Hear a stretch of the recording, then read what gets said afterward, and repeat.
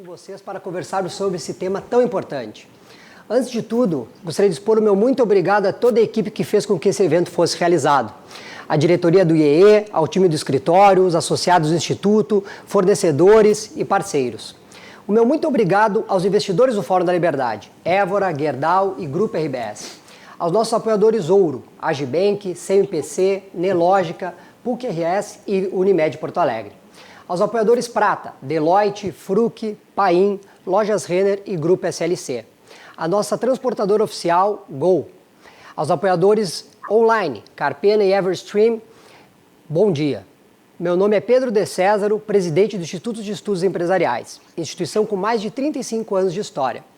O IEE, durante todos estes anos, defende como seus valores fundamentais a liberdade, a responsabilidade individual, o Estado de Direito e a propriedade privada. Como muitos de vocês nos acompanham, o IEE organiza anualmente o Fórum da Liberdade, o maior evento de discussões de ideias da América Latina. E hoje, em virtude da pandemia que estamos vivenciando, criamos o Fórum da Liberdade em casa. O liberalismo, como filosofia, não estuda simplesmente economia ou política, como muitos imaginam, mas sim, fundamentalmente, a liberdade individual. Antes de existirem empresas, negócios e governos, existe o indivíduo, que é a verdadeira mola propulsora da sociedade. Infelizmente, liberdade é uma palavra que está um pouco esquecida nos dias de hoje.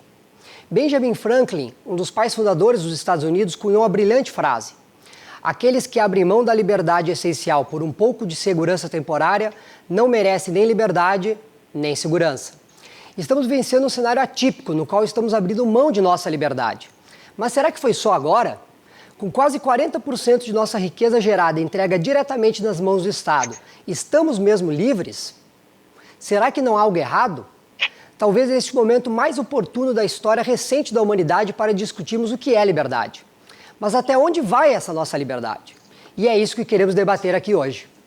Sejam muito bem-vindos ao Fórum da Liberdade em Casa. Como certa vez disse Thomas Jefferson, o preço da liberdade é a eterna vigilância. Espero que o nosso debate e soluções apresentadas sirvam como essa vigilância e sejam de grande valor para alcançarmos um mundo mais livre. Muito obrigado pela presença de todos e aproveitem nosso evento. Agora passo a bola para o Estúdio 2 com Roberto Andrade, o diretor do Fórum da Liberdade, que irá dar início ao nosso debate. Muito obrigado. Boa tarde a todos. Obrigado pela presença, principalmente obrigado pela participação dos nossos convidados. Situações extremas suscitam questionamentos e atualmente a gente vem questionando um dos direitos mais inalienáveis da vida humana, que é a liberdade individual. Então, para a gente poder contar um pouco e resolver esse problema que nós temos hoje, a gente tem esse painel intitulado Liberdade em Tempos de Crise.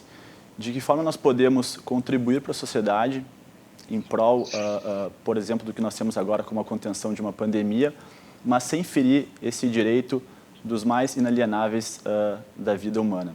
Bom, para isso, a gente convidou 3 craques para discutir o assunto. Eu vou pedir licença para ler o currículo deles, porque é um pouco extenso. João Pereira Coutinho é professor do Instituto de Estudos Políticos da Universidade Católica Portuguesa, onde se doutorou em Ciência Política e Relações Internacionais. É colunista da Folha de São Paulo e autor da obra As Ideias Conservadoras, explicadas a revolucionários e reacionários. Fernando Schiller, professor em tempo integral no INSPER, em São Paulo, possui doutorado em Filosofia pela Universidade Federal do Rio Grande do Sul, pós-doutorado pela Columbia University de Nova York, recebeu menção honrosa no Prêmio Ampoff de melhor tese de doutorado no país, em 2006 e 2007, mestre em Ciências Políticas pela Universidade Federal do Rio Grande do Sul, especialista em Políticas Públicas e Gestão Governamental pela Escola Nacional de Administração Pública. Pedro Bial, apresentador de televisão, jornalista, escritor, cineasta e poeta brasileiro. Atua principalmente na televisão, sendo conhecido por programas de rede nacional como Fantástico, Big Brother Brasil, Na Moral. Atualmente apresenta o talk show Conversa com o Bial.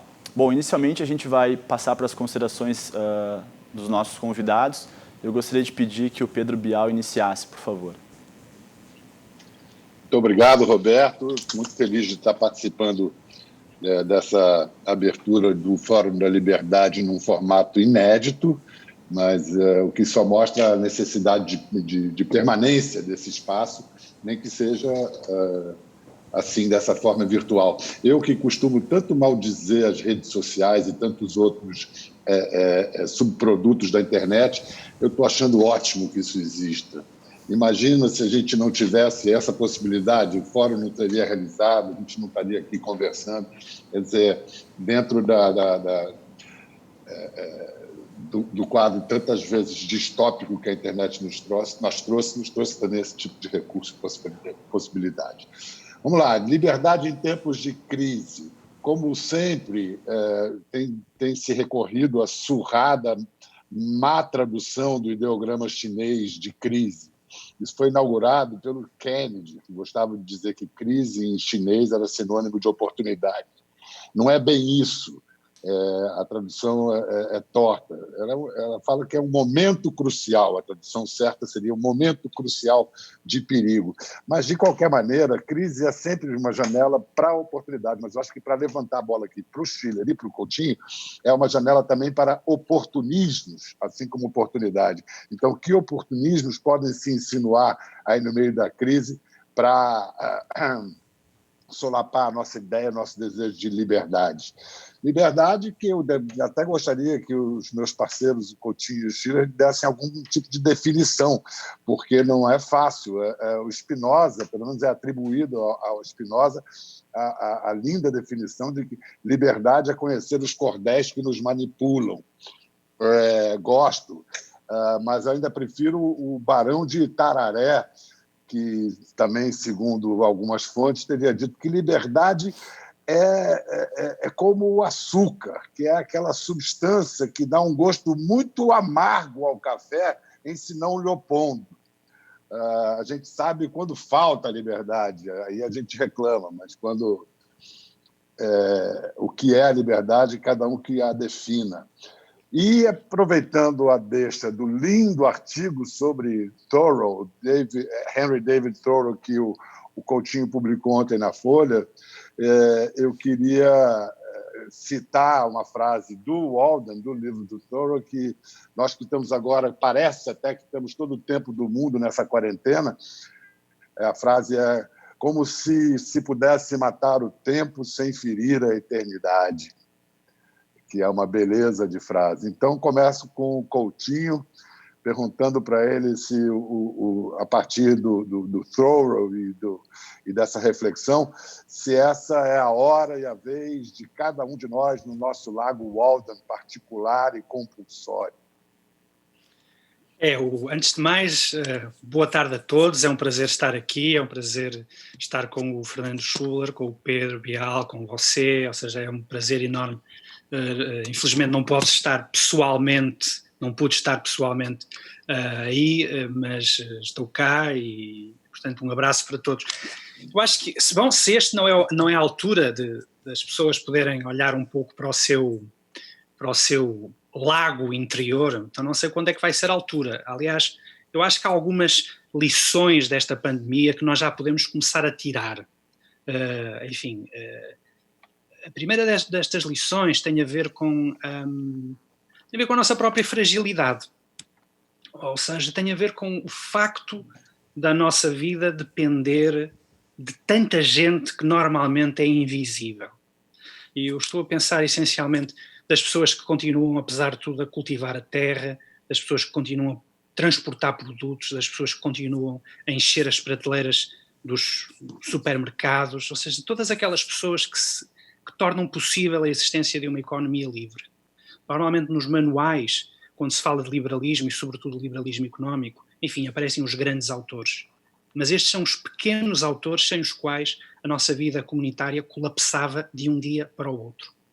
E a primeira coisa que eu provavelmente gostaria que saísse daqui era uma consciência mais forte de como a vida em sociedade depende daquilo que a Hillary Clinton designava como os deploráveis, quando ela dizia é um cesto de deploráveis, não é? Quem vota no Trump é um cesto de deploráveis. Enfim, eu não sou o grande fã do presidente Trump, antes pelo contrário, mas são os deploráveis que fazem com que a vida em sociedade seja possível. São aqueles que vão para o hospital, são aqueles que acorrem aos doentes, E, portanto, acho que nesta altura nós entendemos melhor o papel deles em sociedade. Em segundo lugar, acho que esta pandemia também está a mostrar a importância da ciência sobre o pensamento mágico. Há muitas pessoas que, por exemplo, têm uma atitude anti-vacinas, acham que as vacinas podem causar isto, podem causar aquilo, são um luxo. Bom, aí está um mundo sem vacinas. Não é? Este é um mundo sem vacinas. Não sabemos quando é que vamos ter uma, daqui a 12 meses, daqui a 18 meses, mas pronto, este é o mundo sem vacinas, de volta ao estado de natureza. Portanto, acho que a segunda grande lição é que a ciência é mais importante que o pensamento mágico. E neste momento, uma parte da nossa angústia está com os cientistas. Estamos à espera que, enfim, eu já nem falo de uma vacina, mas de um tratamento, de algo que possibilite normalmente termos uma vida em sociedade. Portanto, para os terraplanistas, para os coronaplanistas, para todo esse pessoal, acho que esta pandemia ensina qual é o papel da ciência numa sociedade livre e civilizada. Em terceiro lugar, acho que isto também ensina que existem vantagens em tratar com democracias e não tanto tratar com ditaduras. Quando normalmente as pessoas fazem críticas, eu sou completamente contra críticas à China. Não, é que aqui o problema é o comportamento de um regime que na fase inicial usou da mentira e do encobrimento para precipitar a humanidade numa catástrofe. A juntar a isto políticos altamente impreparados no Ocidente que contribuíram para uma situação com esta escala. E, portanto, acho que se desta crise sair pelo menos aquela ideia de que, bom, é muito importante que nos nossos tratos comerciais o essencial da nossa tecnologia, o essencial da nossa farmacologia não esteja apenas em regimes ditatoriais, acho que também é positivo. E por último, e aqui vou responder diretamente às perguntas que foram colocadas, eu acho que isto também mostra, esta pandemia mostra um pouco a nossa autoimposta fragilidade. Eu acho que nós, nas últimas décadas, nós fomos vivendo em sociedades de medo.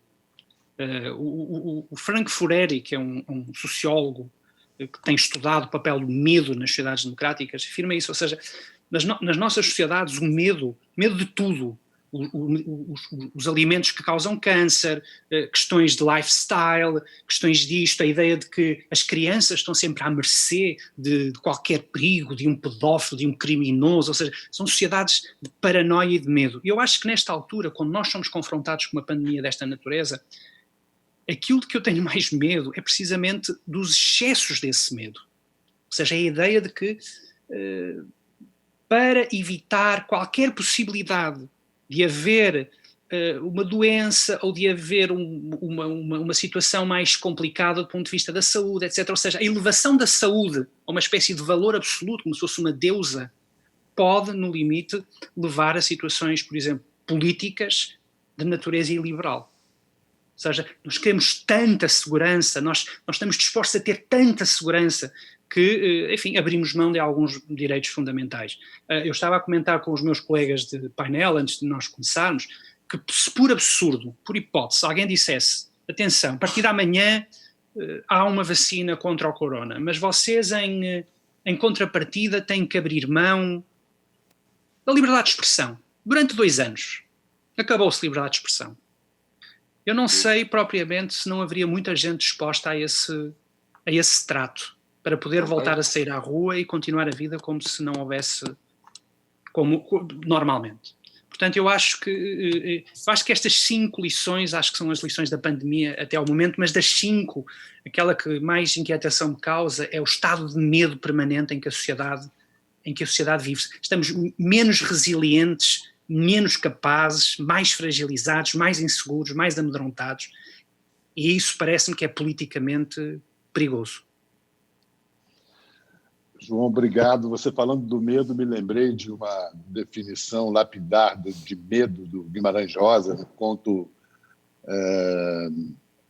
famigerado do livro Outras Histórias, que diz: o medo é a extrema ignorância em momento muito agudo.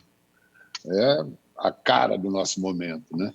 E essa sua provocação do que você abriria a mão por segurança, o que o medo pode nos levar a suportar ou admitir, É uma pergunta inquietante, muito necessária de ser feita agora. Porque o que acontece é que, em geral, Fernando Schiller, o que é um excepcional provisório, por exemplo, esse exemplo do João, não, vamos abrir mão da liberdade de expressão por 2 anos para combater a epidemia. É uma bela metáfora, se não é uma imagem diretamente concreta, objetiva. Mas, em geral, a gente sabe, a história mostra que o que é excepcional provisoriamente se torna uma permanente exceção. Isso costuma acontecer. Entre outras coisas, o que a gente está vendo agora são estatizantes, gente com pensamento estatizante, quase demonstrando um certo schadenfreude, o gosto pelo sofrimento alheio. Olha, a gente não falou, é o Estado forte, todos clamando pela intervenção do Estado e por um Estado forte e que intervenha e nos resgate. E você, Fernando, dentro desses medos, quais são os seus? Tudo bom, Bial? Tudo bem, João, Pedro, Roberto, todo mundo fora da liberdade? Olha, eu quase interrompi o João aqui, mas na internet a gente tem que cuidar para não interromper muito, porque dá confusão, né? Mas eu disse para ele, não dá ideia, hein? Esse teu trade-off aí entre a descoberta da cura do corona, enfim, da pandemia e a liberdade de expressão por 2 anos, vai ter muito prefeito que vai propor esse trade-off por aí. E não duvido que vai ter juízes que vão dizer não, é perfeitamente constitucional, afinal de contas resolve um problema. Enfim, e se fizer uma pesquisa de opinião, é um perigo grande. Estou brincando um pouco, mas acho que reflete um pouco o espírito da nossa discussão aqui. Me permito antes até, Bial, também inspirado um pouco pelo que o João falou, é interessante a força da liberdade, não é? Mesmo nesse momento, quer dizer, a gente está aqui num debate como esse, eu imagino que vocês devam participar de N debates parecidos com esse. Eu, por exemplo, estou dando aula online agora. Ontem eu li um texto, aliás, que eu recomendo muito do nosso querido amigo Pondé, Luiz Felipe Pondé, na Folha de São Paulo. Ele fala obviamente com aquele estilo cáustico do Pondé, né, que faz com que ele seja amado e odiado. No meu caso, sou um grande admirador dele. Mas como as pessoas inventaram a quarentena, não é? Como nós nos tornamos muito criativos na quarentena, né? Obviamente, nós vivemos um país dividido, no sentido de que os mais pobres não têm muito o que inventar na quarentena, porque precisam estar 7 horas da manhã nos ônibus aqui em São Paulo, que estão lotados, e tem muito pouca gente de máscara, não é? Então tem um certo cinismo nisso tudo. Eu vou dizer que esse cinismo me irrita muito, não é? Me irrita muito ver filas de pessoas para recolher alimentos, para, enfim, que as prefeituras distribuem, que os governos distribuem. Ali não tem muito isolamento social. Mas vamos lá, as pessoas, de uma maneira geral, vêm reinventando a sua liberdade individual em espaços muito restritos. Isso me lembra muito, citei antes também na nossa conversa, o John Tomasi, que é Free Market Justice, que é um relativamente jovem filósofo liberal. Ele fala do everyday libertarianism, o liberalismo, o libertarianismo do dia a dia, onde eu tive essa sensação quando eu fui num país socialista. Não vou nem dizer qual aqui, tem poucos, né? No mundo, são uma espécie de museus vivos, assim, e é interessante como havia uma regra, né? E as pessoas reinventavam a sua vida a partir daquela regra, de maneira, quer dizer, existia uma enorme economia formal, mas existia uma enorme economia feita pelas pessoas, informal, onde as pessoas se rebelavam, literalmente, contra, né, aquelas armadilhas, a burocracia pública, né, as imposições, enfim.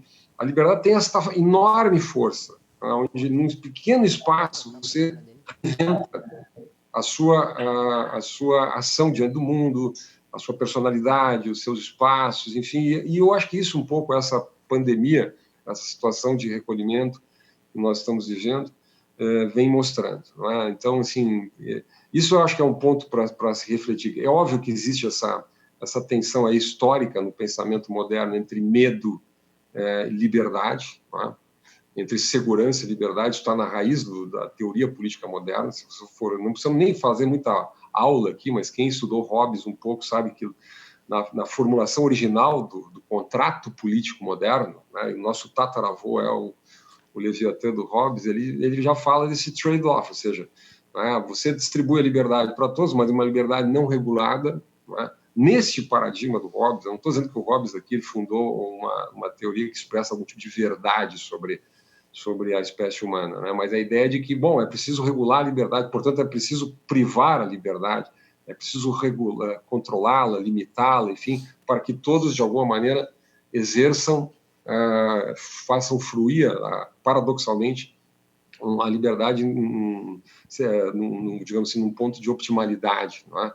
Então, esse é um tema, e esse é um grande tema, sabe? Aqui não vou nem me compridar muito essa discussão, mas, quer dizer, este balanço entre o quanto você abre mão da sua liberdade individual, né? Quanto você delega ela, no caso do Hobbes, você delegava para um monstro lá, chamado Leviatã, o Estado moderno, e quando você retém dessa liberdade, obviamente que o Locke vai ter uma outra visão sobre esse trade-off, mas isso é reconstruído na filosofia contemporânea. Eu me lembrava, agora durante a pandemia, eu fui ler de novo o Garrett Hardin, que escreveu um texto no final dos anos 60 sobre a tragédia dos comuns. Quem estuda economia, quem gosta de sistema, certamente conhece esse texto. E a teoria da tragédia dos comuns era mais ou menos o seguinte, quer dizer, a liberdade, e o Garrett Hardin ele tinha soluções, no fundo, autoritárias para o problema da tragédia dos comuns, né? Ele identificava nos anos 60 a superpopulação, coisa que nunca, de fato, aconteceu. Hoje o nosso problema é o inverso, né? Precisamos aumentar o nível de fecundidade, as pessoas têm um problema de desaceleração das taxas de fecundidade. Mas ele diz o seguinte, quer dizer, se todos exercendo a sua liberdade podem produzir um resultado que seja subótimo, seja pior para todos, não é? Isso é um problema. Então, quer dizer, ele desacreditava muito a ideia de autorregulação, da regulação espontânea entre as pessoas, porque ele diz, bom, a liberdade de todos levará, né, a uma perda generalizada da liberdade de cada um, né? Então, ele cita Hegel, inclusive, a liberdade como consciência da necessidade. Então, para fundamentar uma tese que, no fundo, é uma tese autoritária, né? Quer dizer, nesse momento da epidemia, o que a gente está vivendo é um pouco isso, um pouco o espírito da tragédia dos comuns. E aí passa-se, a partir desta lógica, justificar intervenções as mais diversas na liberdade individual. É como se cada atitude individual afetasse, né, o commons. É como se a cidade, a rua, a casa, a praça, assim, a nossa convivência coletiva tenha se transformado subitamente num super commons, né? Então, o fato de que eu sair na rua, eventualmente para ir no supermercado, ou para correr no parque, ou para, enfim, levar o filho para passear, ameaçasse a liberdade de todos, né? Então nós estamos nos auto-vigiando, né, para ver cada um não está agindo como uma espécie de free rider, como um caroneiro, ou seja, todos. E aqui é interessante como de fato existe isso, né? Eu estava vendo as pesquisas de opinião, mais de 70% das pessoas apoiam o confinamento, certo? Nesse momento, mas você tem uma taxa bem menor de pessoas que de fato cumprem o confinamento, né? Então você tem uma taxa por lá, uma perda de 20%. Eu não estou dizendo que está certo ou está errado, mas este é uma caracterização clássica disso, né? E aí, obviamente, a liberdade está em teste, né? Está em teste. Eu fico impressionado como abre-se a caixa de Pandora e todas as bruxas e os males do mundo se mostram, né? Então, eu vejo para fechar aqui meu ponto, 3 grandes argumentos que, na minha opinião, são argumentos problemáticos hoje. Primeiro, é um argumento autoritário, ou seja, chamados novos conservadorismos, as teorias iliberais, a ideia de que o Estado tem que retomar o controle, né? Que existe um common good. Inclusive, eu estava lendo Adrian Vermeil, que é um filósofo de Harvard, na verdade é um jurista de Harvard, que é um dos grandes gurus hoje elegantes do chamado iliberalismo, né? Ele ataca o liberalismo, ele diz, olha, preciso um Estado que, em nome do bem comum, interfira na liberdade individual, tanto do ponto de vista econômico, como do ponto de vista individual, como do ponto de vista, inclusive, que ele chama assim, cultural, no sentido muito amplo, né? Então, isso deve crescer. Se a gente vê o que está acontecendo na Hungria, com Orbán, por exemplo, a ideia de que você vai passar a governar por decreto, que você vai fechar o parlamento, enfim, e em menores escalas, isso está acontecendo no mundo inteiro. Outra tendência, me parece que esta é mais sutil, a ideia de que, nesse momento, as liberdades econômicas, a liberdade de propriedade, enfim, se justifica que elas sejam, digamos assim, relativizadas, flexibilizadas, né? Então, o Congresso Nacional pode aprovar qualquer legislação e colocar para a dívida pública. O Estado está autorizado, eventualmente, a entrar dentro de uma empresa, requisitar respiradores, eventualmente ocupar uma empresa para produzir respiradores, uma empresa que produzia outras coisas anteriormente. Enfim... Economia de guerra. Como se fosse um estado de guerra. Isto é muito plausível no momento que a gente está vivendo. E este é o, digamos assim, este é um desafio para o liberalismo. O liberalismo em sentido muito amplo, ou seja, a ideia de que você, em nome do medo, em nome de um estado de emergência, em nome da exceção, você passe a justificar como norma uma corriqueira, cotidiana, crônica intervenção na liberdade individual, seja do ponto de vista dos direitos individuais, seja do ponto de vista das relações econômicas na sociedade. Fernando, a gente pode deduzir da sua fala que você acha que já há beneficiários da pandemia, no sentido de que esses políticos, essa corrente iliberal que está no poder em tantos países do mundo, ela já se beneficia do elogio da restrição à liberdade, né? Porque todos nós aqui abrimos mão da nossa liberdade de viver, em nome não só do bem coletivo, como do nosso conforto e segurança individual.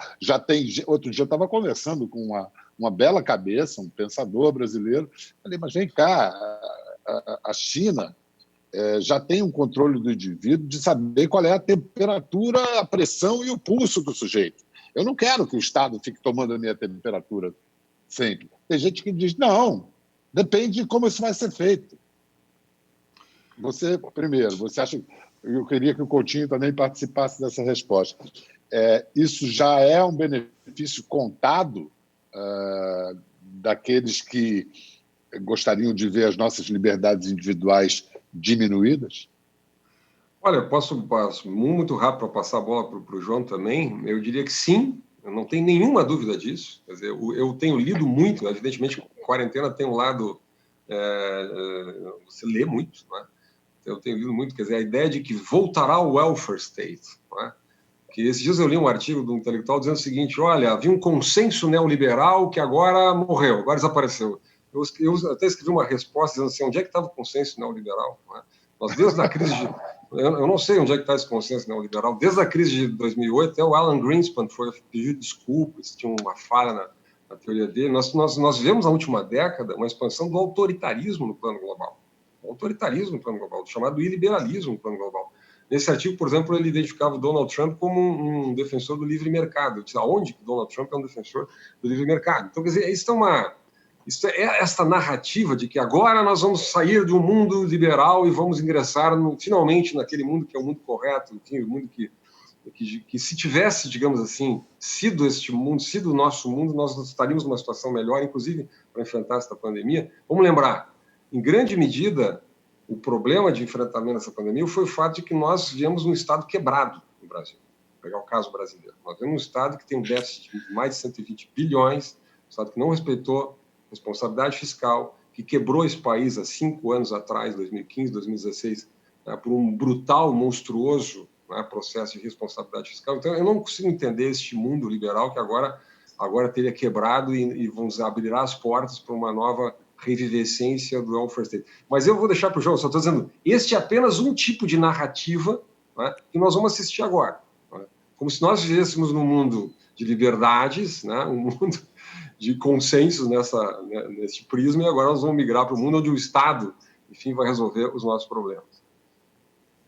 Olha, eu acho que essa discussão é uma discussão que nós vamos começar a ter agora, mas eu acho que essa discussão parte de alguns problemas, enfim, alguns são problemas teóricos, mas outros são problemas bem práticos. O primeiro deles lida com os conceitos de mercado, de globalização, porque normalmente quando eu ouço essas críticas de acabou o neoliberalismo, o que quer que seja o neoliberalismo, acabou os mercados, acabou a globalização, vamos para o Estado, dá a ideia de que o mercado ou a globalização é algo que foi criado centralmente, que existe, uma reunião de sábios, impuseram um mercado, o mercado funciona e agora é a altura de tirar de lá os sábios, colocar o Estado.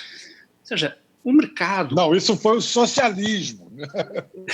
O mercado é o funcionamento normal de pessoas que querem melhorar a sua condição, como dizia o Adam Smith, ou seja, eu tenho algo, você tem algo que eu quero, podemos trocar. Entende? Eu persigo o meu interesse, você persegue o seu interesse, e portanto nós vamos chegar a uma situação em que eu troco uma coisa pela outra. A globalização, esta ideia de que o mundo vai se encurtando devido às comunicações entre as diferentes civilizações, é a história da humanidade. Ou seja, a globalização não é a mesma coisa que falar. Às vezes eu ouço as pessoas dizerem, eu sou contra, sei lá, a cultura americana. Que é a cultura americana? A cultura americana é feita por dançarinos russos, pintores tchecos, romancistas ingleses. Portanto, ou seja, a globalização é um facto que existe. Agora, portanto, acho que esse é o primeiro ponto. O segundo ponto tem a ver com a própria noção de liberalismo. Quando as pessoas falam de liberalismo, antes até de se chegarmos ao liberalismo económico, por exemplo, quando lemos alguém como Adam Smith, quando Adam Smith dizia, bom, mas qual é o papel do Estado numa sociedade comercial? Ele dizia 3 coisas. Em primeiro lugar, o Estado tem que proteger os cidadãos da ameaça externa, uma guerra, por exemplo, uma pandemia. Ou seja, é óbvio que é função do Estado. Uma pandemia. Ou seja, quer dizer, esta ideia, qual seria aqui a alternativa ao Estado na defesa? Não há alternativa, de acordo com o liberalismo clássico. Em segundo lugar, o Adam Smith dizia outra função fundamental, justiça. O papel do Estado é fundamental aqui na administração da justiça.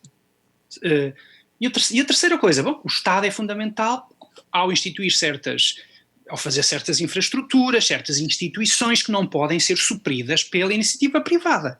Portanto, quando eu às vezes ouço falar de grandes debates sobre o liberalismo, bem, o Adam Smith no século XVIII, que é o liberal por excelência, já tinha explicado perfeitamente qual era o papel do Estado. E, portanto, achar-se que agora toda a gente pede o Estado, agora toda a gente quer o Estado. Não, o Estado nunca esteve fora da equação, a não ser para correntes libertárias, que têm uma outra concepção do que deve ser a sociedade e de qual deve ser o papel do Estado numa sociedade.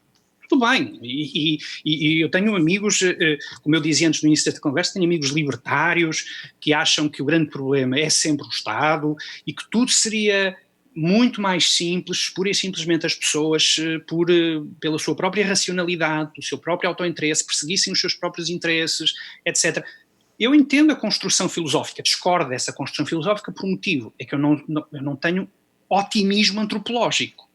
Eu não acho que as pessoas sejam sempre racionais e não acho que as pessoas persigam sempre os seus interesses, nem sejam sempre iluminadas pela razão naquilo que estão a fazer. E, nesse sentido, eu acho que há aqui uma outra questão que tem a ver com a liberdade, que para mim é mais importante que tudo o resto. É que falamos muitas vezes de liberdade, mas a questão que eu acho que é fundamental, mas que é uma questão que é muito difícil de responder, é porque é que a liberdade é importante? Porque se as pessoas não estimarem a liberdade acaba. Não vale a pena. É a mesma coisa, e esta discussão era uma discussão que já existia antes da pandemia. Por exemplo, quando as pessoas olhavam para outros regimes, na Rússia, como na China, regimes que produziam resultados económicos bastante interessantes. Ou a Rússia, por exemplo, quase todos os estudos, sobretudo dos mais jovens na Rússia, perguntavam, bom, você gostaria de ter mais liberdade política, gostava de ter mais liberdade de expressão? E a juventude russa dizia, bem, a mim o que me interessa é ter o meu emprego, é ter o shopping, é ter rendimento, essa liberdade, o que é isso da liberdade? Ou seja, porque é que a liberdade é fundamental, do ponto de vista até moral e metafísico? Porque é que as pessoas gostam tanto da liberdade? Porque sem responder esta primeira pergunta, tanto faz existir ou não liberdade. E se a única resposta que nós temos para dizer é, olha, a liberdade é importante porque um regime de livre mercado é aquele que produz maior riqueza, é uma resposta perfeitamente lógica, racional, mas existem situações, como por exemplo no caso da China, em que existe um capitalismo de Estado que também produz resultados materiais interessantes. Ou seja, tem que haver algo mais do que o aspecto material para que as pessoas se apeguem à liberdade. Porque é que no fundo é importante que eu possa escrever o que penso, que eu possa viajar quando quero, que eu possa circular sem temer que o Estado a qualquer momento faça a qualquer momento me possa privar da minha liberdade. Porque é que a liberdade é tão importante assim? Eu acho é que nas nossas sociedades se foi perdendo a justificação moral da liberdade, digamos assim. E porquê? Porque, de certa forma, as pessoas, sobretudo que nasceram já no pós-guerra, depois das grandes utopias, depois dos grandes totalitarismos, deram tudo isto por adquirido. E, nesse sentido, a liberdade é como oxigênio. Não é? As pessoas entendem que a liberdade cai do céu, que existe num estado metafísico, mas, na realidade, é preciso existirem condições para que exista a liberdade. Condições institucionais e condições morais. Sem haver uma defesa destas duas condições, as pessoas estão obviamente dispostas a trocar a liberdade pela sobrevivência. Lógico, é o negócio de caras. Ou seja, o que é que eu prefiro? É uma visão totalmente materialista, hobbesiana, sem dúvida, mas sem haver uma grande justificativa moral pela qual a liberdade é preferível a qualquer outra alternativa, as pessoas estão dispostas a abrir mão da liberdade rapidamente. O contraste aqui, você falando... Eu já vou a você, Pedro, só um minuto. Não, só por contraste aqui, um processo que eu acompanhei como repórter de muito perto, e que você falou de China e Rússia, para pelo menos a gente pode avaliar a partir daí o poder da liberdade, o poder demolidor, muitas vezes, da liberdade. Porque se a China, a partir de 78, com Deng Xiaoping, começou a fazer suas reformas que vieram a tornar a China essa potência atual, ela começou, vamos dizer, pela perestroika, ou seja, pela reforma econômica, enquanto na Rússia começou-se pela glasnost, pela liberdade de expressão, o que acabou com a União Soviética, o que terminou com o fim daquele país. A liberdade de expressão demoliu a União Soviética, porque as reformas econômicas teriam que vir depois e não vieram. Só para lembrar aí um exemplo histórico do que pode a liberdade e que, de fato, fez. Mas, desculpa, Pedro, você queria dizer alguma coisa. Queria entrar e fazer uma pergunta, até puxando um gancho do que o Fernando comentou, né? O Fernando falou muito bem sobre Thomas Hobbes e o Leviatã, né? O que é a força do Estado, e para quem já teve o privilégio de ler um pouco das obras. Então, vem fazendo um gancho para o João, e um gancho que com certeza a Bial tu conhece muito bem. George Orwell escreveu em 1984, né? Escreveu a obra, desculpa, em 1984, quase 50 anos atrás, que retratava o Big Brother, o nosso grande irmão, né? Na qual o Estado totalitário realmente perseguia a liberdade de todos a todo momento, né? Hoje a gente está tendo, infelizmente, alguns casos no Brasil e no mundo, a gente já sabe, de alguns governantes começarem a acessar dados para talvez em um bem maior, né, conseguir, de certa forma, cuidar das pessoas no aspecto da pandemia. Mas, ao mesmo tempo, a gente não sabe o que esses dados, né, o que esses entes têm por trás do interesse também em ter acesso a isso. Então, a minha pergunta é, será que George Orwell errou o ano, não era 1984 e talvez era 2020 a sua obra? E a gente está, quem sabe, vendo aí o grande irmão, né, o Big Brother, crescendo para a vida real e não só na nossa telinha mais? Olha, eu posso responder, Pedro, muito rapidamente. Eu acho que essa é uma realidade que cada vez mais nós vamos viver, né? Porque a inteligência artificial está aí, o Big Data está aí, e ele está à disposição do Estado, está à disposição do mercado também, quer dizer, em grande medida. Quer dizer, a diferença é que quando uma companhia faz isso, uma Big Tech na Califórnia faz isso, ela, de alguma maneira, né, ela faz com que você, voluntariamente, né, sem poder coercitivo, você clique lá e você assine um contrato, que obviamente você não vai ler, né, ela captura seus dados a partir de relações de mercado. Né? Muita gente diz, mas são relações de mercado complicadas, porque ninguém lê os contratos, porque ninguém sabe para quem está sendo distribuída essa informação. Bom, mas tudo isso são relações de mercado. Né? Eu acho que o primeiro desafio do bom liberalismo é saber diferenciar essas coisas. Né? Eu vi esses dias um documentário sobre aquela Cambridge Analytics, né? E achei muito conspiratório tudo, como se uma empresa de marketing digital, né? Que captura dados, que trabalha, até manipula eventualmente emoções, né? Mas a publicidade manipula emoções desde que inventaram a publicidade. Né? Então, só que isso é feito de maneira muito mais arsenal tecnológico hoje. Agora, isso é completamente diferente do Estado. Né? Porque o Estado tem uma capacidade de poder coercitivo. Né? Então, ele não está seduzindo você para clicar um botão para que você ofereça seus dados. Né? Ele está invadindo a sua privacidade, né? Ele está usando o poder coercitivo e capturando os seus dados. Né? E a partir dali... E aqui eu queria só fazer... Quem sou eu para fazer um contraponto aqui ao João, porque eu sou um grande admirador e, em geral, concordo com as coisas que o João diz, mas apenas colocando um outro lado, quer dizer, o João falou de um ceticismo antropológico, né, que eu acho muito saudável, né, que eu também compartilho, mas eu acrescentaria um ceticismo em relação à racionalidade pública. Né? E nesse momento, esse ceticismo, e eu percebo muito assim, a desconformidade do liberalismo hoje, quer dizer, por quê?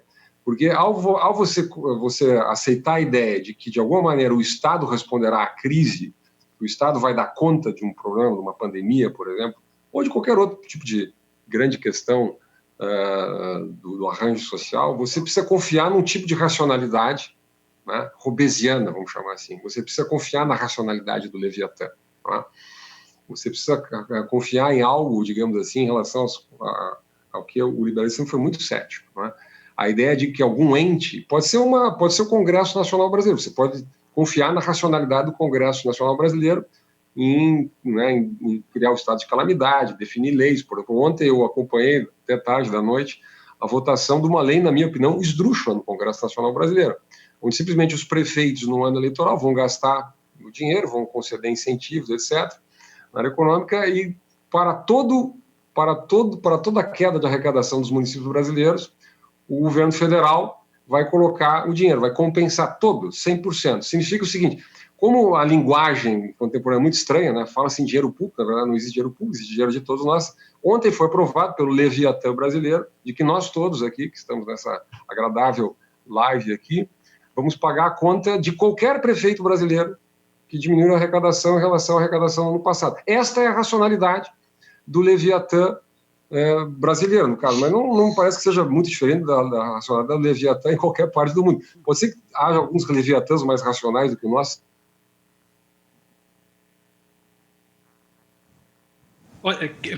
É a minha vez ou não?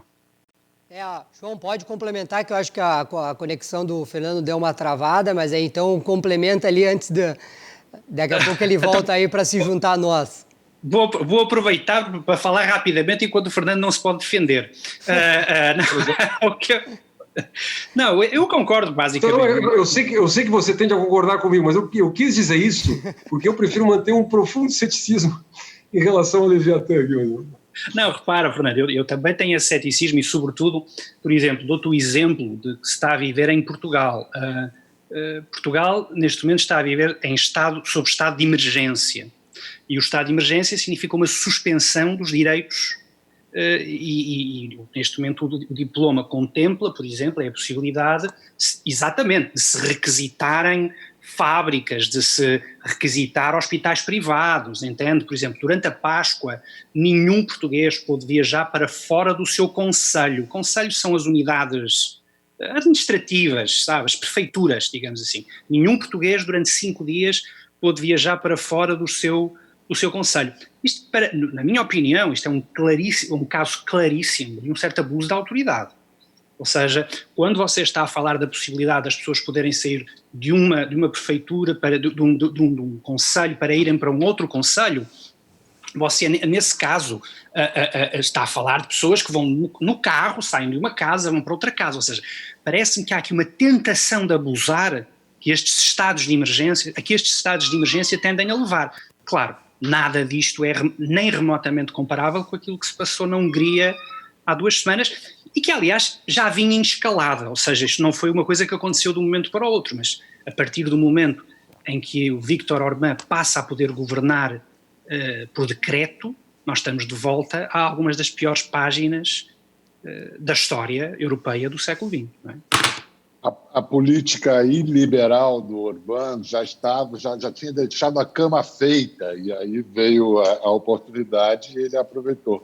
E lembrando, dentro do que o Fernando disse, não é só que o nosso dinheiro há de pagar o que os prefeitos deixarem de arrecadar, como, se esse nosso dinheiro não existir, além de emissão de títulos, o governo vai simplesmente imprimir papel, o que a gente já sabe que não costuma acabar bem. Certo.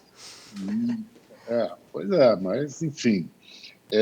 O que a gente vê, muitos por um viés otimista, dizendo que isso vai ser uma transformação nas relações sociais, que vamos viver uma sociedade mais solidária e generosa, outros pessimistas que não concordam, acho que muito pelo contrário, que a coisa aí, que vai ladeira abaixo, mas o fato é que há um consenso de que nada será como antes. Eu não sei, acho que pelo menos uma coisa vai ser continuar a mesma, a natureza humana. Essa permanecerá a mesma com seus anseios e suas incongruências. Mas vamos lá. Como se diz que mudanças que levariam décadas para acontecer num tempo de crise como esse acontecem e se estabelecem em semanas, o que vocês acham, Fernando, João? Que instituições sairão transformadas e como dessa pandemia? João, começa? Só Fernando? Pois não? Pode começar, depois eu vou. Olha, eu acho que uma das coisas mais engraçadas é se você, por exemplo, ler as revistas que se publicaram na virada do ano com as previsões para aquilo que ia ser o ano 2020.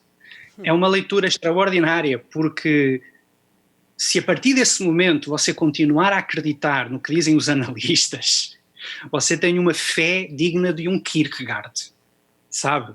Quer dizer, porque todo o mundo de 2020 já não existe. Ou seja, o mundo que nós acreditávamos que iria existir na virada do ano, com os desafios da virada do ano, enfim, por exemplo, uma das coisas que se dizia que a economia europeia iria ia crescer muito pouco. Bem, neste momento já se está a discutir se a recessão que vem aí vai ser pior ou não do que aquela que existiu em 1930.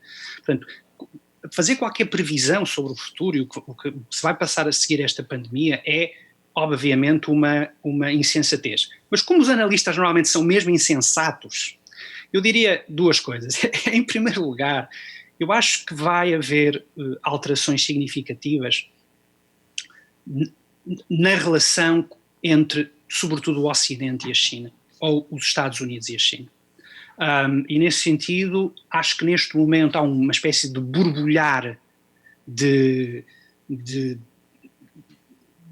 há uma animosidade relativamente à China que muito rapidamente se vai converter num pensamento estratégico que seja capaz, por exemplo, de impedir que áreas que sejam vitais para a sociedade americana ou ocidental dependam de cadeias produtivas chinesas. Ou seja, áreas tecnológicas, áreas farmacológicas, ou seja, acho que há uma dimensão, eu não posso chamar uma dimensão nacionalista, porque não se trata pura e simplesmente de regressar a uma espécie de indústria nacional, a uma espécie de autarcia nacional. Não é isso que eu estou a dizer. O que eu estou a dizer é que muito provavelmente vai haver um repensar entre as democracias se vale ou não a pena de ter várias cadeias de produção muito dependentes de regimes que não são transparentes.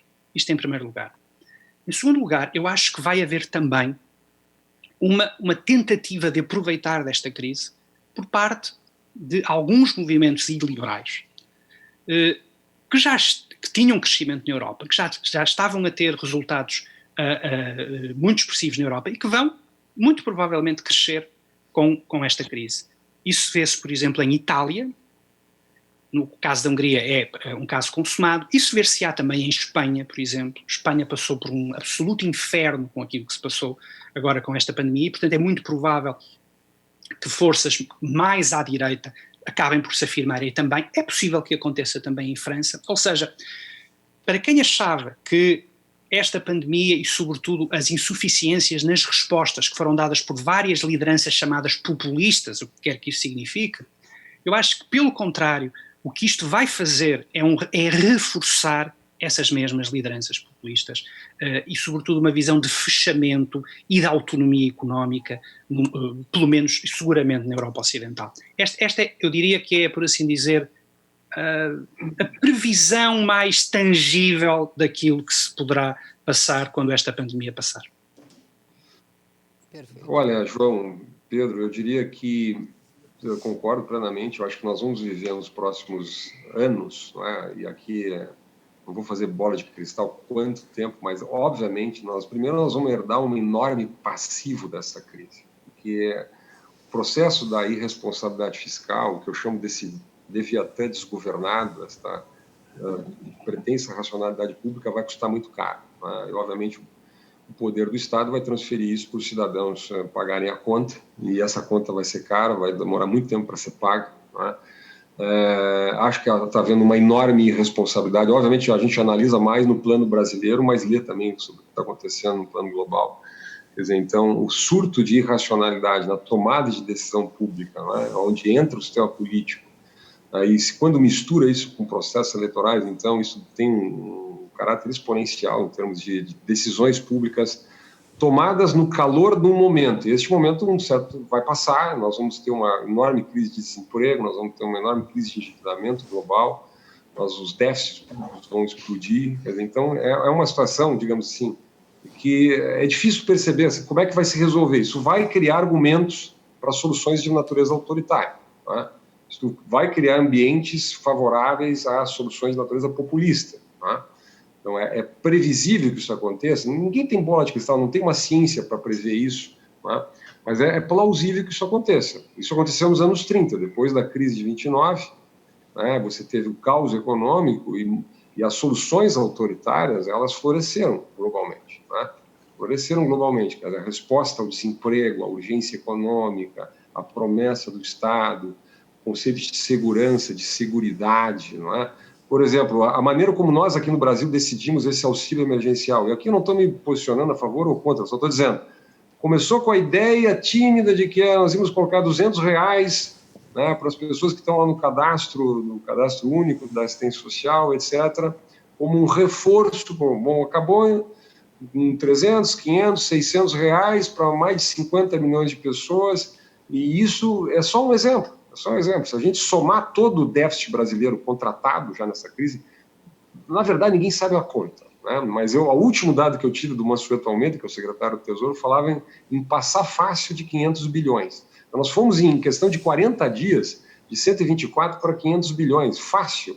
Ninguém sabe exatamente onde é que essa conta vai terminar. Isso obviamente está acontecendo em maior escala no plano global, né? Então, quer dizer, esta é uma consequência real. E isto vai abrir espaço, na minha visão, de instabilidade, de quebradeira, de desemprego para a retórica populista e autoritária. Acho que sim, né? Por outro lado, deixa eu dar um tom otimista aqui, né? Eu acho que nós estamos experimentando novas fórmulas de autorregulação digital, né? Isso é bom. Na minha opinião, assim, um dos grandes caminhos, né, para, digamos assim, o trade-off, onde os cidadãos retomam o controle, onde a autorregulação passa, de novo, a cumprir um papel cada vez mais relevante na organização da sociedade, é pelo avanço da tecnologia, né? Quando nós substituímos o carimbo das prefeituras nos táxis pelos aplicativos de transporte, nós dissemos o seguinte: era através de um instrumento tecnológico, os cidadãos, os consumidores, os indivíduos, né, poderiam se organizar, poderiam, a partir de uma rede que ninguém controla, né, fazer melhor, oferecer um serviço melhor, mais barato, melhor regulado do que o Estado fazia há coisa de 3, 4, 5, 6 anos atrás. Isso é um pequeno exemplo, né? Então você tem a sharing economy, você tem a tecnologia de blockchain, você tem todo este mundo novo da tecnologia digital. Esses dias eu comecei a estudar sobre gig economy, sobre essa, ou seja, a desregulamentação do labor market, do mercado de trabalho, né? Então, quer dizer, é interessante isso, quer dizer, são novas formas que a tecnologia permite, que faculta poder para o indivíduo, né? A tecnologia permite a autorregulação e, obviamente, vão passar gradativamente a substituir regulações top-down feitas pelo Estado. Então, acho que esse é um processo, obviamente, mais de médio prazo, que eu acho que vão ser acelerados por essa crise. E só para concluir aí numa linha silver lining, né? Assim, a borda da nuvem que apresenta alguma luz e beleza. O jornalismo, acho que a instituição do jornalismo está ganhando um gás, uma bela renovada no seu sentido, e na hora de procurar informação confiável, informação organizada por profissionais, as pessoas estão recorrendo aos veículos, às empresas jornalísticas convencionais. Mesmo aqueles que são adeptos das teorias conspiratórias precisam de uma base, e essa base se encontra, uma base para seus delírios, e essa base se encontra na TV Globo, no New York Times, no Guardian, nas grandes empresas de comunicação e jornalismo. Gente, a gente tem o quê? 10 minutos ainda, só poucos 10 minutos. Eu estou vendo gente falando, né? Roberto? Isso, o Roberto vai passar agora. Mas eu queria passar algumas perguntas que estão chegando para a gente. Mas antes eu queria fazer um comentário nisso que o Schiller falou agora há pouco. E além de custar caro, a gente corre um sério risco desse dinheiro todo não chegar na mão de muitas pessoas. Então, quer dizer, além dessa bomba iminente fiscal que vai chegar, mais cedo ou mais tarde, muitas pessoas correm o risco de não receber. Em cima disso, eu vou tentar resumir algumas perguntas que chegaram aqui, mas muitas delas falam ou comentam em cima de uma desonestidade intelectual por parte de muitos líderes, ou daqui um pouco até de todos os líderes políticos brasileiros, que estão muito mais preocupados em politizar, em polarizar, e não, de fato, resolver o problema, muitos nos quais, nitidamente, já mirando eleições. Então, eu gostaria que vocês pudessem comentar um pouco em cima disso. Se quiser começar o Fernando, por favor. Eu posso começar perguntando para o João se isso acontece também em Portugal ou só no Brasil? Como é que dá para equacionar? Isso é um fenômeno mais amplo ou é um fenômeno brasileiro? Eu acho que é um fenômeno mais amplo, né? Olha, Portugal é a exceção. É uma situação extraordinária, de tal forma que, como você pode imaginar, o debate político, por exemplo, em Espanha, está arrasador, não é? E o primeiro-ministro espanhol, o chefe de governo espanhol, virado para a oposição, disse: os senhores deveriam aprender com o que se está a passar em Portugal, porque em Portugal há uma espécie de unidade nacional entre o governo e a oposição, uma coisa até um pouco sinistra, para falar a verdade, uma coisa um pouco salazarista, sabe? Mas há uma espécie de unidade sinistra de que este é um tempo de guerra, não se pode fazer crítica, se existem falhas depois isso será discutido, etc, etc, que é totalmente a negação do que deve ser o funcionamento de uma democracia pluralista, pelo simples motivo de que é precisamente quando você critica que as coisas podem ser corrigidas. E, portanto, a oposição não tira férias. Enfim, a oposição, mesmo durante a Segunda Guerra Mundial, o Parlamento funcionou, os partidos políticos continuaram a funcionar. Eu estou a falar aqui da Inglaterra, que também tinha um governo de unidade nacional. Portanto, Portugal é uma absoluta exceção nesse quadro. Agora, essa ideia de que a crise, a pandemia está a ser politizada, tudo é politizado sempre, ou seja, não há nenhuma fórmula mágica para suspender a crítica e a política. É evidente que a pandemia vai ser politizada, vai continuar a ser politizada, e o mais curioso é que no Brasil, uma coisa extraordinária é que tudo está tão politizado que até os medicamentos são politizados. Essa discussão sobre a cloroquina que o Brasil está a ter, parece que é um medicamento de direita. Eu já tinha visto de tudo, eu já tinha visto escritores de direita, músicos de direita, artistas de direita, mas no Brasil até existe medicamento de direita, entende? Portanto, para você ver o nível de loucura ideológica a que chegou o Brasil, eu às vezes falo aqui da cloroquina, a cloroquina é o remédio da direita brasileira, e nós não, esse é o remédio que a esquerda detesta. Portanto, aquilo que é invulgar no Brasil é haver essa divisão ideológica olhando para um puro medicamento. Não sei o que é que vem a seguir, sabe? Vacina de direita, vacina de esquerda, ventilador de direita, ventilador de esquerda, mas é aí que o Brasil está. Mas viu, João, até sobre esse tema da cloroquina, me impressionou muito semanas atrás a quantidade de pessoas na internet, inclusive pessoas ligadas ao jornalismo, que muito me impressionou, pedindo que um amigo nosso, que certamente deve conhecer, que é o Hélio Beltrão, que foi um dos grandes divulgadores aqui no Brasil desse tema das discussões sobre a cloroquina, tema sobre o qual eu confesso não ter nenhuma informação técnica, nenhuma informação, Nem eu. Evidente, nenhuma informação Não técnica. sei nada sobre. O fato é que pelo que eu entendi, nos últimos 2 meses houve uma avalanche de papers, de documentação, de pesquisas e muito trabalho feito no campo de guerra, digamos, em torno desse medicamento. Obviamente, há uma divisão da comunidade médica sobre como usar, em que momento, etc, etc. Mas o que me impressionou foi a quantidade de gente na internet, nas redes sociais, querendo calar o Hélio Beltrão, né? Querendo que ele fosse expulso do Twitter, expulso das redes sociais, expulso da internet, expulso do país, não sei para onde que ele deveria ir, pelo fato de que estava distribuindo informação ou opinando, mesmo exercendo seu direito de opinião, enfim. É interessante isso, né? Como num certo momento, quer dizer, se aflora uma cultura autoritária que está enraizada. Quem conhece um pouco a justificativa sobre a liberdade de expressão histórica, né? Aí vem desde Voltaire, desde John Stuart Mill, quer dizer, a condição do acerto é a permissão do erro. Quer dizer, isso é um argumento clássico, histórico, né? Para que você possa acertar, você precisa permitir o erro, você precisa admitir, tolerar, enfim. E isso, no fundo, numa sociedade democrática, plural, como ela, ninguém sabe exatamente onde é que está o erro, não há um grande, infelizmente ou felizmente, sei lá, não há um grande portador da verdade. Às vezes eu brinco com meus alunos, não há um telefone, né? Tem o help desk, sabe? O help desk tem, claro. Mas não tem o help desk da verdade. Eu digo, liga para o número da verdade aí para ver. Tem que deixar as pessoas falarem, isso, bom, é uma decisão no fundo de cada indivíduo, né? Enfim, mas esse é o problema claro, o Stuart Mill, que ele dizia que um dos méritos da liberdade de expressão é que você eventualmente chegará à verdade, é pela discussão que você eventualmente chegará à verdade. Isso vale para vários momentos históricos, Fernando. Por exemplo, quando no século XIX se discutia, por exemplo, a abominação que era a escravatura, é preciso dizer que para muitos no século XIX essa opinião era a opinião politicamente incorreta. A opinião correta era quem defendia a escravatura e não sei o quê, etc, etc. Muitas vezes é muito importante ouvir aquilo de que nós não gostamos. Quem sabe? Não é fácil, né? O que é frequentemente difícil, né? Nesse caso, eu só acrescentaria um ponto até. Nós vivemos uma pandemia em meio à explosão das redes sociais e da internet, né?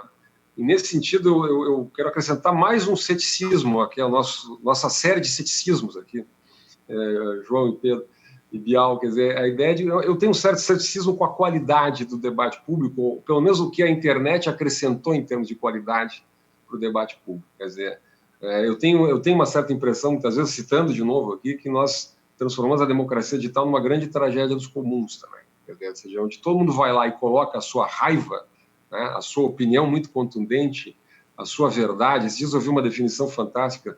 As redes sociais transformaram cada um em especialista nas próprias opiniões, né? Então você tem, ou seja, só que o custo coletivo de cada atitude individual é um declínio da qualidade do debate público, onde todos perdem, na verdade. Então isso pois não. Não, desculpa, eu ia só acrescentar, os dois temas que são hot topics da internet, um deles é a discussão política furiosa e o outro é a pornografia. São duas formas de onanismo, não é? Exatamente. Termina que eu te interrompi. Não, é só isso. Eu só queria dizer isso. Isso tá no texto do João hoje na Folha de São Paulo. É mais bem explicado. Duas formas de jornalismo. Mas o ponto da internet... política e a pornografia. Só para terminar o ponto da internet, eu diria o seguinte, a internet ela acabou criando uma espécie de ecossistema onde a polarização aumentou, onde a raiva aumentou, né? Eu digo sempre um sistema de baixa empatia, e mais, um sistema onde não se esquece nada, onde você tem uma memória infinita, uma máquina de não esquecimento. Então, imagina você fazer um debate político num ambiente onde nada se esquece, onde a raiva predomina, né? A raiva predomina, e onde todos agem com baixa responsabilidade na relação com a esfera pública. Tá? Então você tem o sistema político brasileiro, infelizmente, diferentemente do que aconteceu em Portugal, ele já era um ambiente político polarizado, e essa polarização aumentou durante a pandemia, né? Até porque as relações humanas passaram a ser mediadas basicamente pelo espaço digital. Sim. Né? Eu brinco sempre, o país se transformou subitamente na nossa timeline. E cada um passa a ler o país a partir da sua tribo. Né? Então inclusive, o que me choca é que o sistema político, que isso aconteça entre os cidadãos, os indivíduos, é previsível. Né? Isso vai ser assim, doravante, na minha visão. Né? Humberto Eco tinha razão. Né? Naquela frase dele. Agora, o que me surpreende é que a liderança política tem entrado nisso.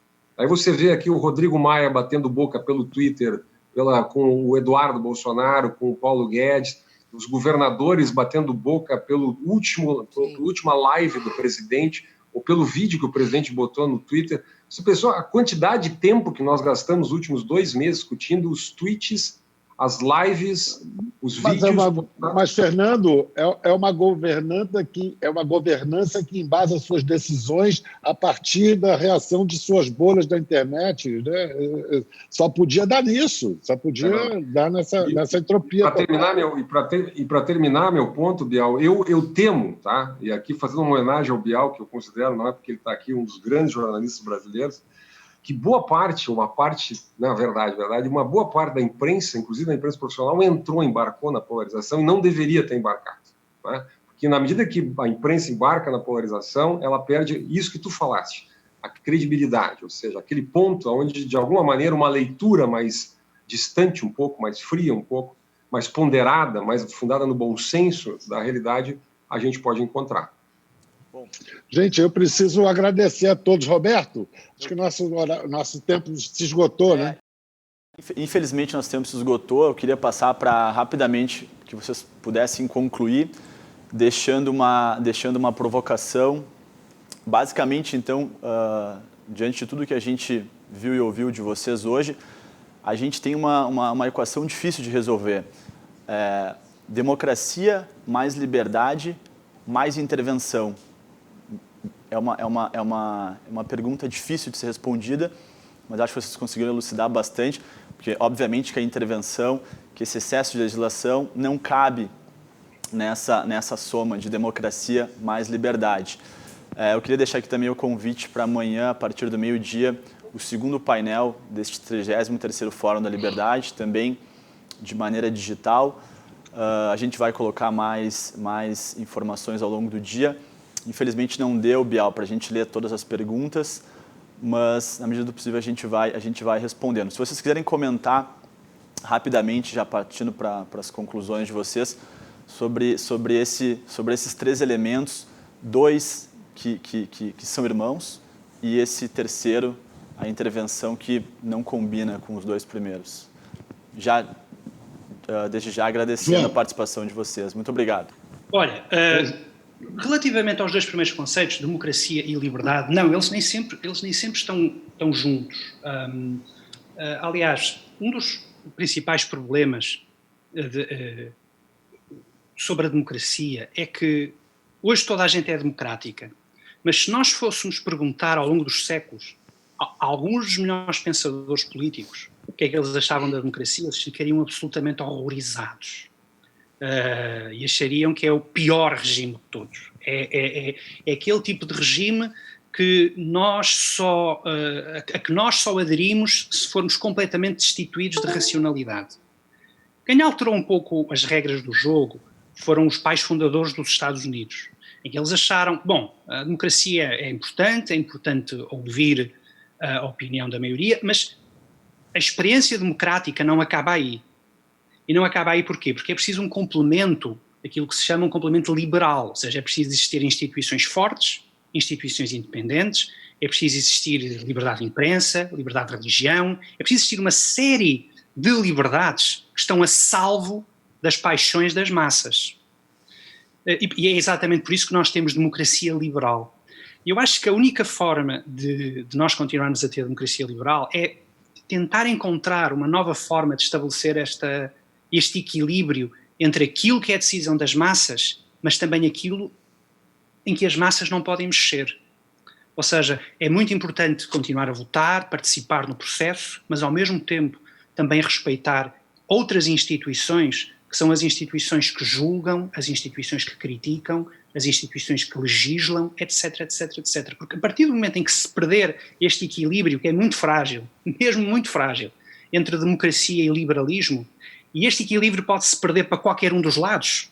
Nós podemos cair na tirania das maiorias, como também podemos cair numa espécie de tirania de especialistas, mas sem se voltar a estabelecer esta espécie de equilíbrio, as nossas democracias liberais estão condenadas. E, portanto, o grande desafio para o futuro está a encontrar uma espécie de, eu não gosto desta expressão, mas encontrar um novo contrato social em que nós vamos ser capazes de casar estas duas coisas. O interesse da maioria, mas ao mesmo tempo o juízo mais informado, mais capaz, mais preparado, que não é obviamente democrático. Nem sempre é democrático. Se você for ao médico, se tiver que ser operado, fazer uma cirurgia, uma neurocirurgia, você quer um especialista. O mesmo funciona em política. É muito importante o papel da maioria, mas também é muito importante o papel dos especialistas. Portanto, vamos tentar encontrar um equilíbrio, caso contrário, we are in big trouble. Muito obrigado, João. Foi um prazer estar com você. Fernando? Eu vou brincar, quase faço minhas as palavras do João, né? Eu concordo inteiramente com esse ponto. Esse ponto de equilíbrio, eu diria que é a grande busca, não é? Como é que você... Nós falamos muito em democracia, mas nós esquecemos muitas vezes o conceito do Estado de Direito, o conceito da república, o conceito do check and balance, o conceito dos limites da própria democracia.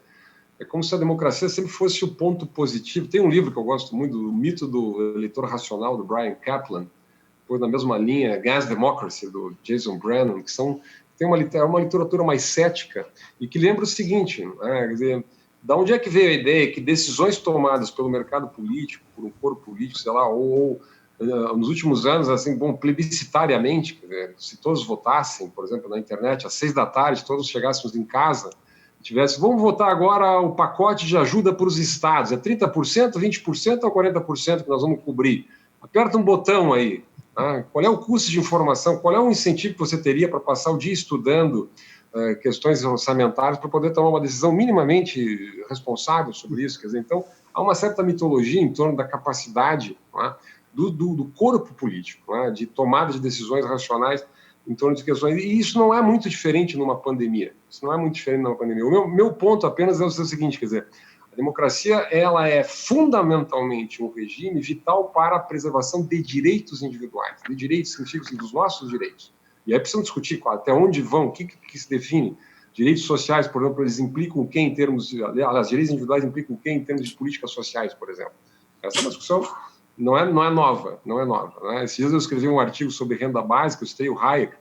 O Friedrich von Hayek era um grande liberal clássico, ele defendia a ideia de uma renda mínima, por exemplo. Né? Isso faz parte da tradição liberal, como o imposto de renda negativo, por exemplo, do Friedman, por exemplo. Né? Mas é apenas uma versão possível dentro de uma grande escola de pensamento, enfim.